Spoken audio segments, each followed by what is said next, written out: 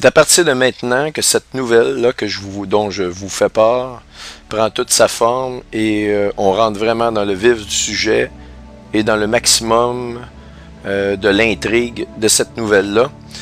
Et on va continuer ici, on va descendre un peu plus bas.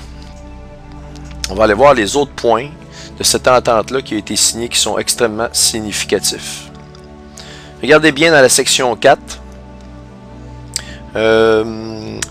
On parle des États-Unis, les actions que les États-Unis vont poser pour assister Israël dans sa défense et dans la protection des intérêts américains.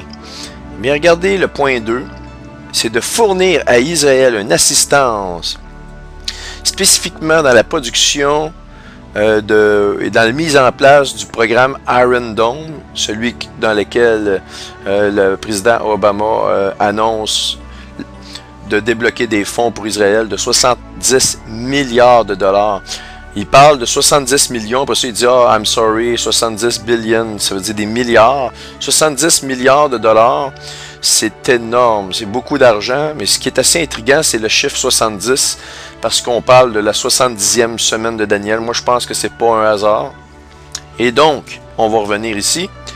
Iron Dome, c'est un programme anti-missile d'interception. En fait, c'est pour l'interception de missiles qui pourraient être lancés sur Israël et sur Jérusalem. C'est un système qui a actuellement intercepté depuis les dernières années des centaines de missiles lancés sur Israël, avec, je pense, une efficacité d'au-delà de 93%. En tout cas, c'est très, très élevé. Je pense que c'est peut-être 98% d'efficacité. Vous pouvez trouver en rentrant Iron Dome dans Google, vous allez trouver l'information là-dessus, vous allez avoir toutes les statistiques. Vous avez même des statistiques disponibles par année. Combien de missiles ils ont intercepté par contre en 2011, 2010. Et vous voyez qu'il y a une augmentation des attaques sur Israël. On parle de faire la paix, mais on attaque de plus en plus Israël. Israël est en guerre, on ne se le cache pas. C'est un état de guerre. Si vous étiez à Montréal ou à Paris, et que vous viviez et que tous les jours on vous envoyait 30 missiles ou des roquettes sur la tête et que vous pouviez vous promener dans le centre-ville et éventuellement recevoir un missile sur la tête, eh bien vous penseriez vraiment que vous êtes en guerre. Mais Israël vit ça à tous les jours. Tous les jours, c'est la réalité là-bas. Ils doivent faire face à cette menace. Mais je vais revenir vraiment sur le point important. Donc, le président Obama dit pour assister et aider Israël à mettre en place le système Iron Dome. Bon, ici on le voit. Et regardez bien ici au point 9. L'amélioration de la capacité des États-Unis et d'Israël de gérer des menaces communes émergentes et augmenter la coopération pour la sécurité, si vous voulez, et l'expansion des exercices militaires conjoints. Écoutez, le président Obama, il vient de signer, on est le 27 juillet 2012, il signe ça le 9 de Av, il promet l'augmentation des exercices conjoints militaires entre Israël et son pays, les États-Unis. Eh bien, immédiatement après avoir signé, le 27 de juillet, Obama, complètement à l'opposé de ce qu'il a signé comme document et que c'est écrit ici, vraiment vous le voyez, a agi de façon absolument inattendue, complètement à l'opposé. Il y avait des exercices militaires prévus qui avaient été annoncés dans les journaux conjoints entre les États-Unis et Israël, exactement pour la préparation de ce qui vient avec l'Iran. Et le 28 juillet, le président Obama a annoncé l'inverse, qu'il se retirait. Il retirait ses troupes complètement. Il fait l'inverse de ce qu'il signe. Écoutez, c'est significatif. J'espère que vous réalisez ce que ça veut dire. Et vous voyez ici, le 31 août, donc le 27 juillet, vous êtes d'accord, c'est seulement 4 jours. Exclusif. Les États-Unis reviennent sur leur décision de faire avec Israël des exercices militaires affectant le grand potentiel d'attaquer l'Iran par Israël. Autrement dit, ça compromet l'attaque d'Israël envers l'Iran parce que les États-Unis Alors, ça compromet toute l'activité parce que les États-Unis, qui avaient promis ces exercices-là pour faire un effet dissuasif envers l'Iran, c'est complètement et de façon inattendue. Le lendemain de la signature, écoutez, c'est pas n'importe quoi. Ils se sont retirés de tout exercice, finalement, laissant à eux-mêmes, à leur propre sort, Israël. Alors, ce que je peux vous dire, c'est que non seulement Obama est derrière toute la situation au Moyen-Orient, des changements de régime, il a applaudi le changement de régime en Égypte alors que c'était des alliés, vraiment des bons alliés des États-Unis. Maintenant, on n'entend aucun commentaire de lui, à part peut-être des stupidités ou des peccadilles à l'effet que la situation est regrettable et ils sont en train, en Égypte, de mettre à feu et à sang l'ambassade là-bas, dans d'autres pays aussi, mais l'Égypte. Et pourtant, Obama a applaudi ça. C'est comme un président qui applaudit le fait que son propre pays se fasse détruire et les citoyens trouvent ça super, ils vont le réélire. Ils veulent encore au moins la moitié des Américains, je pense, vont voter ou voteraient, parce que je pense qu'on va avoir des surprises pour les prochaines élections. Mais je pense qu'ils rentreraient quand même aux élections. Je pense que Dieu, de toute façon, l'Éternel, le savait d'avance que les États-Unis, les citoyens américains étaient pour le remettre au pouvoir. Et donc, par conséquent, la condamnation arrive. On a le chef qu'on mérite dans le fond en tant que peuple. Eh bien, vous voyez ici, c'est quelque chose d'absolument, vraiment, là, très, très significatif. Et ça va dans le sens de l'abomination. L'abomination, c'est le geste que l'Antéchrist poserait en confirmant une alliance avec plusieurs. On ne pouvait pas savoir c'était quel type d'alliance. Il fallait que ce soit une alliance contre Israël. Mais imaginez-vous, finalement, ce qui semble être le cas. Je ne dis pas que c'est ça à 100%, mais vraiment, à la lumière de ce que je vous montre jusqu'à date, ce qui semble être le cas, c'est qu'Obama, si on met l'hypothèse qu'il est l'Antéchrist, l'abomination, on la comprend bien, c'est qu'il signe une protection, une promesse à Israël de les protéger. Il confirme cette alliance-là de vouloir les amener à réussir un processus de paix global, total et permanent. Et il agit le lendemain, à l'inverse, complètement à l'opposé. Il retire ses troupes, alors que c'est écrit noir sur blanc dans ce document-là qu'il a signé lui-même, le 27 juillet ou le 9 de Av.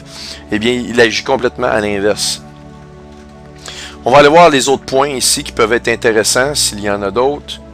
Fin de la section. Et vous voyez, de toute façon, les autres points, ce sont des points, je pourrais dire, administratifs, dont le président doit faire un rapport pas plus que 180 jours après la signature de ce document-là. Il y a des clauses comme ça. Vous pourrez aller voir vous-même le document. Je vous invite à le faire.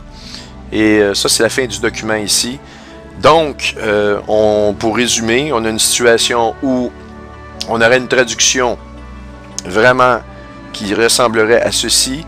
C'est il confirmera et augmentera ou améliorera l'alliance. Donc, c'est une alliance qui existait déjà dans le passé, de 7 années. Il confirmera donc l'alliance d'une durée de 7 années à plusieurs. Et pour l'instant, eh bien, tout dans ce que Obama a fait correspond au texte que Daniel nous décrit. Et je peux vous faire une parenthèse très importante là-dessus parce que ça fait au moins 1 an qu'on se pose de plus en plus de questions parce qu'on voit les événements aller et on se dit à la vitesse que la situation se dégrade au Moyen-Orient, comment serait-il possible qu'ils en viennent, que l'Antéchrist pourrait faire éventuellement un deal de paix, une entente de paix au Moyen-Orient, alors que à l'opposé, ce qu'on voit dans les nouvelles, c'est de plus en plus les relations sont de plus en plus en dégradation envers Israël, même dans le monde, les pays d'alentour et les pays dans le monde. Et Zacharie 12 nous dit bien, je ferai d'Israël une pierre pesante pour tous les pays qui l'environnent et aussi pour les pays de toutes les nations. Toutes les nations du monde vont se retourner contre Israël. Et ça, on le voit maintenant. Alors, la question qui demeure, c'est à savoir comment une entente pouvait-elle être possible? Eh bien, l'hypothèse que les eschatologues ont amenée pour répondre à cette question-là, c'est qu'une des premières guerres qu'on va avoir qui est prophétisée, c'est la guerre d'Isaïe 17. C'est une guerre, je ne peux pas vous en parler en détail, mais le but de la série le ciel et la terre et les cieux, la prophétie de la femme et de la bête, cette série-là, c'est justement entre autres, de vous montrer, de vous expliquer ces prophéties-là qui concernent le Moyen-Orient. Et Isaïe 17, pour faire une histoire plus courte, il s'agit d'une guerre nucléaire extrêmement rapide, mais très sanglante, très meurtrière, nucléaire, qui va se situer au Moyen-Orient et qui va impliquer certains pays du Moyen-Orient, dont la ville de Damas, en Syrie, qui va être complètement rayée de la carte par une bombe nucléaire. Et cet événement-là, on s'est dit, il serait-il possible, et c'est une hypothèse, que cette guerre-là se produise? Nous ne sommes pas encore enlevés, nous sommes témoins, nous, l'Église, de cette situation-là. Et à ce moment-là, ça aurait forcé, par la force des choses, la signature d'une entente de paix, si vous voulez, basée sur le fait qu'il y a eu des millions de morts à une journée et on ne veut pas répéter cette situation-là. Et ça force l'entente. C'est l'Antéchrist aurait été opportuniste et se serait servi de cette situation-là qu'il a lui-même créée dans les coulisses pour en amener une signature de paix. L'hypothèse se tient. Le problème que moi j'avais personnellement avec ça, c'est vous avez une guerre, vous avez 10-15 millions de personnes qui meurent en dedans d'une journée. Il me semble qu'il y a un peu d'amertume pour pouvoir signer une entente de paix. Et si on regarde historiquement, entre les musulmans, Israël, les Arabes, Israël, la relation Palestine-Israël, toutes ces relations-là, il y a eu plusieurs guerres. On a eu la guerre de 73 avec l'Égypte, on a eu la guerre des 6 jours, on a eu la guerre de l'indépendance. Israël a passé par multitude de guerres et la guerre du Yom Kippour, qui je pense c'est la guerre de 73, il l'appelle comme ça aussi. Toute cette multitude de guerres-là, on regarde, n'a jamais amené de processus de paix. De toute façon, c'est toujours de l'amertume qui s'additionne et qui s'additionne et qui s'additionne. Ils ont réussi seulement à avoir une entente de 7 années avec Oslo qui est intérimaire. C'est la seule chose. Le reste, il y a eu aussi l'entente de paix entre l'Égypte et Israël qui maintenant tombe à cause de l'avancement et de la mise en place. On peut voir Isaïe 19 se dérouler devant nos yeux avec Morsi. Et on voit que tout le plan de Psaume 83 se met en action.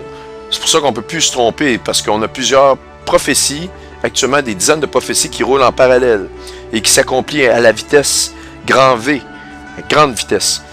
Et c'est pour ça que je vous dis que je mets l'accent sur le fait que cette hypothèse-là, qui était très valable, eh bien, elle amenait quand même certains questionnements.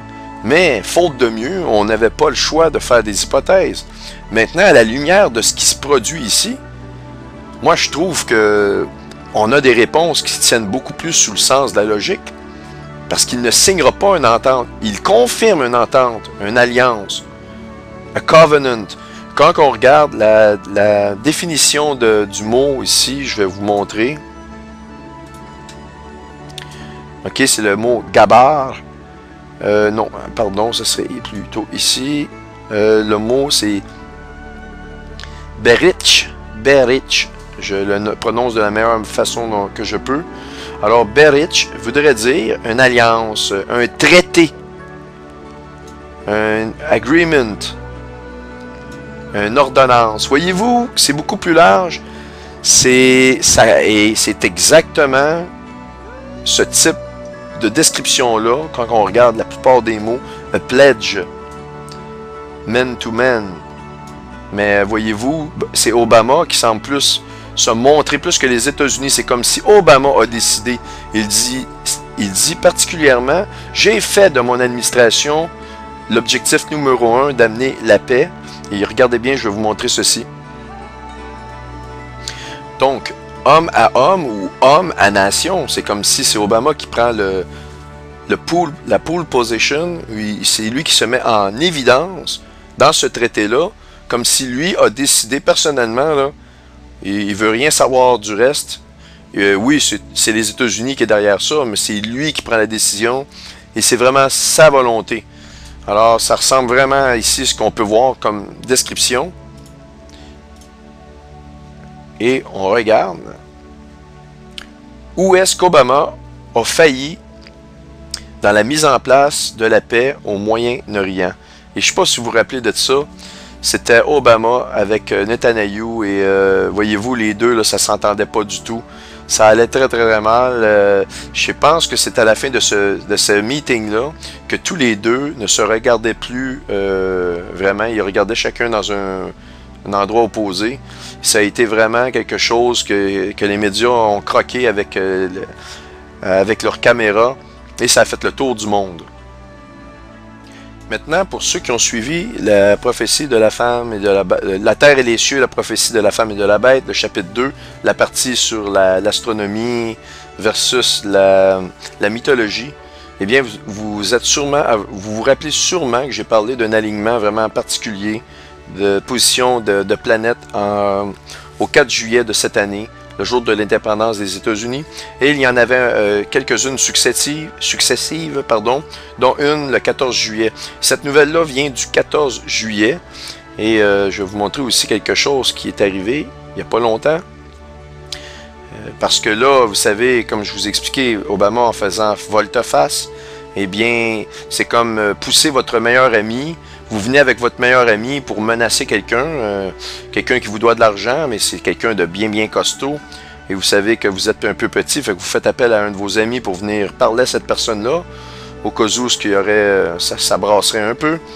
Et là, la personne dit oui, je vais aller avec toi. Alors, tu appelles ton gars au téléphone, tu dis, garde, je m'en viens de voir, t'es mieux de me payer parce que m'a cassé la gueule. Tu sais, je vais vraiment t'attaquer là si tu me paies pas. Vous faites des menaces parce que vous savez que votre ami va être avec vous. Et lorsque vous arrivez au pas de la porte de cette personne-là, qui vous doit de l'argent, votre ami s'en va, vous retournez, il n'est plus là. Lorsque la porte de la personne qui fait 7 pieds, 2 pouces, 400 livres est devant vous, tout en muscles, et là, vous dites « Oups! Oui, je pense que je me suis trompé d'adresse. » Vous voyez un peu le portrait de ce que je veux vous dire. C'est vraiment ça qui se produit. Et donc, la vidéo, je vais y revenir pour vous le montrer, mais il date du 14 juillet, exactement au moment où il y a eu ces alignements-là.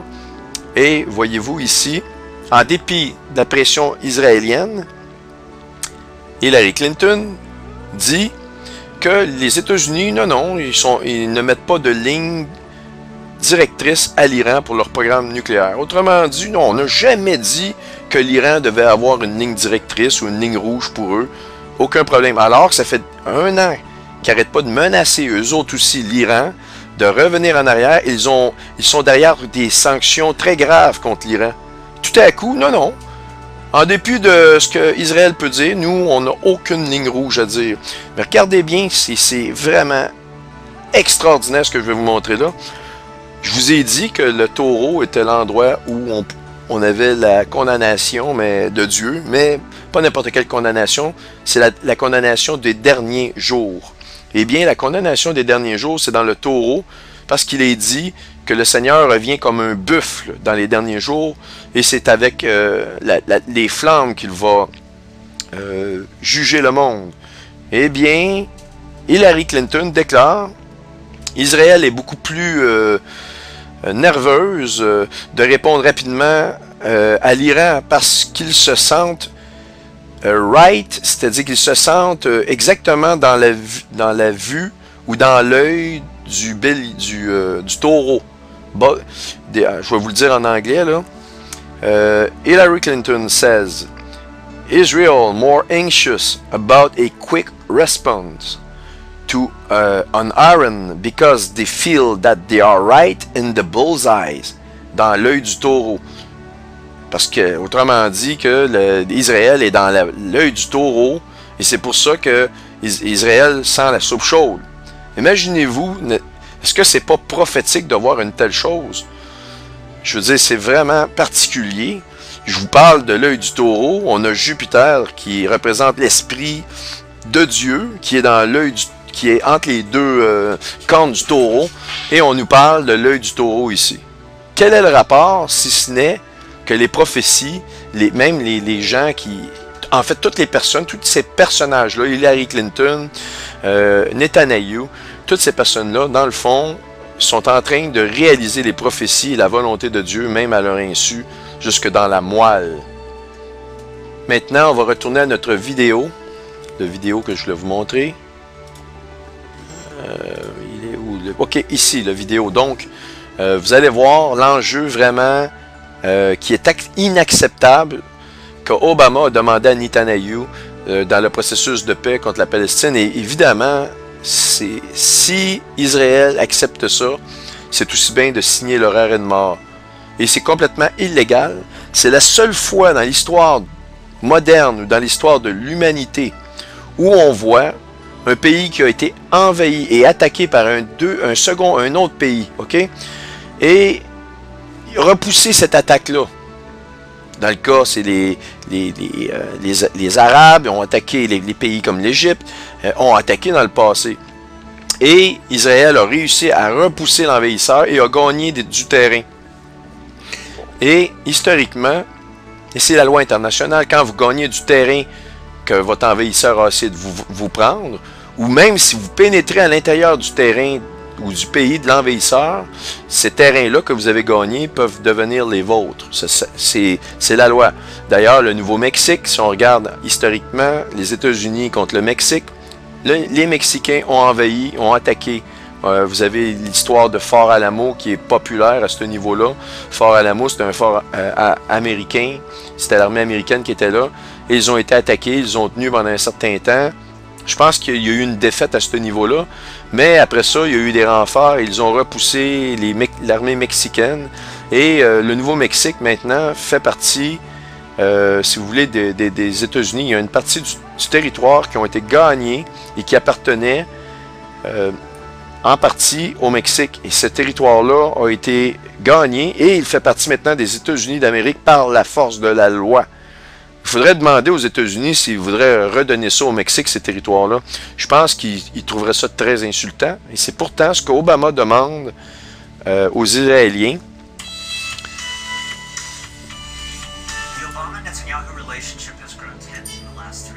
Voyez-vous, il dit, dans les dernières 3 années, depuis que Obama est là, la relation entre Obama et Netanyahu s'est grandement détériorée. Et on parle de l'entente avec la Palestine. Écoutez bien.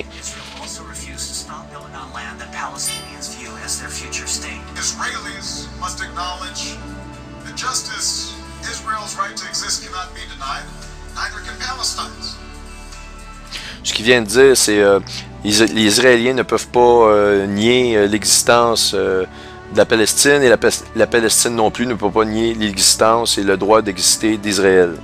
Heureusement.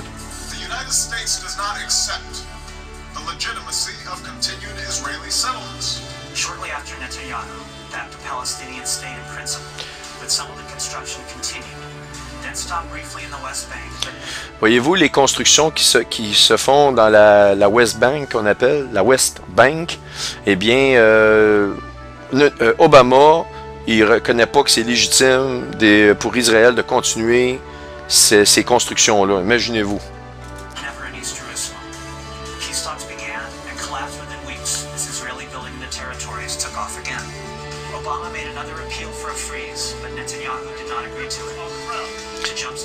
Bon.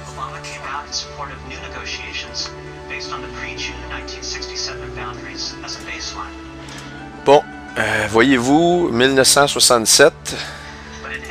Bon, ce que Obama veut aussi, il veut que Israël retourne avec des lignes de frontières comme avant la guerre de 1967.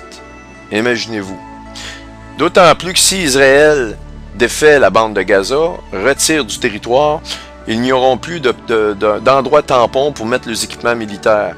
Et imaginez-vous, c'est un petit pays, vous avez des tanks, des soldats, mais vous les mettez dans la ville, parce que vous n'avez plus d'espace, tampon, pour recevoir des roquettes où ce que votre armée va se situer. Alors vous mettez vos soldats en plein milieu du centre-ville, et évidemment, ce sont les premières cibles. Vous recevez maintenant les obus dans le milieu des villes, à 100%. Ils en reçoivent actuellement. Ils les interceptent dans la majorité des cas, mais là, vous mettez le gros de vos effectifs militaires en plein milieu des villes. Et vous enlevez votre force tampon, alors que tous veulent leur arracher la tête. Tout le monde veut détruire Israël actuellement. Alors même, Israël, son territoire, devait à l'origine, aller du grand fleuve de l'Euphrate jusqu'au grand fleuve de l'Égypte. Le grand fleuve de l'Égypte, c'est le Nil, évidemment. Et bien, imaginez-vous comment Israël a cédé du territoire. Et là, on nous en demande encore, alors qu'ils sont vraiment sur un pied de guerre. Et je vous ai parlé du Nouveau-Mexique qui faisait partie du Mexique, mais il y a aussi l'État du Texas qui faisait partie du Mexique. Et maintenant, ça appartient aux États-Unis. Et ils doivent signer un document d'indépendance à toutes les 2 années, justement. C'est un État indépendant du reste des États des États-Unis, le Texas. Et ils signent leur adhésion aux États-Unis à toutes les 2 ans. Mais ça faisait partie du Mexique. Ce ne fait plus partie du Mexique. Ce territoire-là a été reconquis, en fait, a été avalé dans si vous voulez, la répulsion de l'attaque des Mexicains. Alors, Obama demande quelque chose à autrui que lui-même n'accepterait pas. Les Américains seraient très insultés qu'on lui demande de restituer le Mexique, le Nouveau-Mexique, pas le Mexique, mais le Nouveau-Mexique et le Texas aux Mexicains. En plus, qu'ils se sont fait attaquer, il y a eu beaucoup de morts dans cette confrontation-là. Alors, vous voyez le portrait ici. Donc, on va revenir aussi à cette explication-là. Au niveau des points importants. Et maintenant, après que je vous ai montré cette alliance-là, cette entente-là que Obama a signée, le 9 de Havre, je vais vous faire part de notes complémentaires qui appuient ou qui confirment que ce geste-là posé par Obama serait l'abomination décrit par Daniel le prophète dans le chapitre 9, verset 27, qui va amener à ceci. C'est un premier pas, la confirmation d'une alliance de séjour à la multitude amènera éventuellement à faire cesser les sacrifices dans le milieu de la semaine.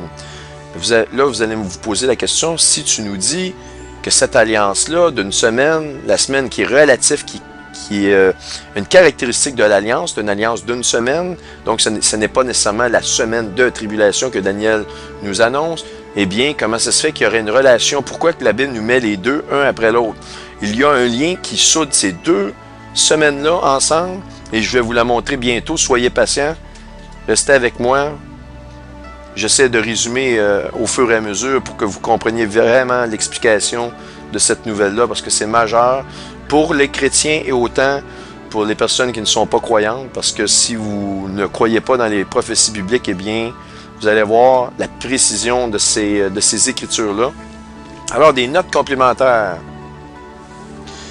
Bon, je l'ai déjà mentionné, tout ce qui tourne alentour d'une entente Palestine-Israël, eh bien, on nous parle de processus de paix et de sécurité. Donc, la phrase « Peace and safety », paix et sécurité, tourne toujours alentour, et toujours quelque chose qui est relatif à la Palestine et Israël dans leur processus de paix.